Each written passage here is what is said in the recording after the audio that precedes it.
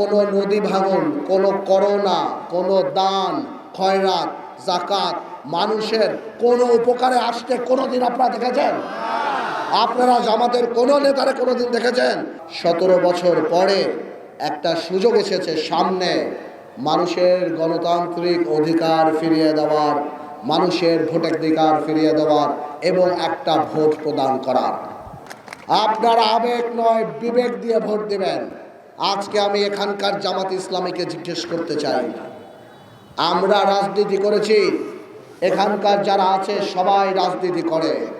আমাকে একটা প্রশ্নের জবাব দেন তো, জীবনে কোনোদিন জামাত ইসলামীর এই ভোলাতে দেখেছেন?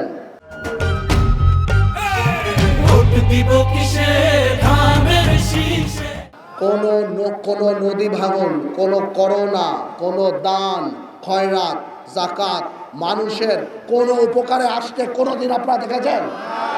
আপনারা জামাতের কোনো নেতারে কোনোদিন দেখেছেন যে বন্যা হোক, খরা হোক, পানি উঠুক, তারা সবাই দল বেঁধে মানুষের পাশে দাঁড়িয়েছে, মানুষকে কিছু একটা দিয়েছে, মানুষের জন্য 1 টাকার কোনো উপকারের কাজ করেছে?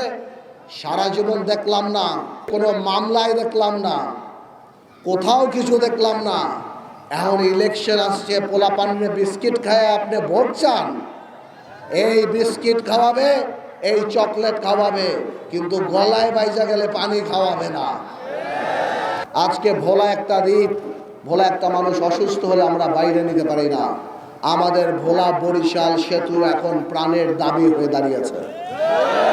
ভোলায় মেডিকেল কলেজ, ভোলায় ভালো স্কুল, ভালো কলেজ, ভোলার নদী ভাঙন, এই ধনিয়াতে যেই পরিমাণ নদী ভাঙন হয়েছে, এই তুলাতুলিতে যেই পরিমাণ ব্লকের কাজ করা হয়েছে, যেই পরিমাণ টাকা খরচ করা হয়েছে, তা যদি রিজগি পয়সাও দিত তাও নদী ভাঙন ঠিক হইতো।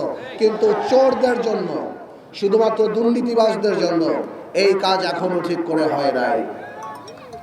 এখন সময় আসছে ইনশাল্লাহ আপনারা, আমি যদি আপনাদের জিজ্ঞেস করি, আমি আপনাদের কাছে ভোট দাবি করি যে আমারে আপনারা একটা ভোট দেবেন, আমার প্রশ্ন, আপনি আমাকে ভোট কেন দিবেন?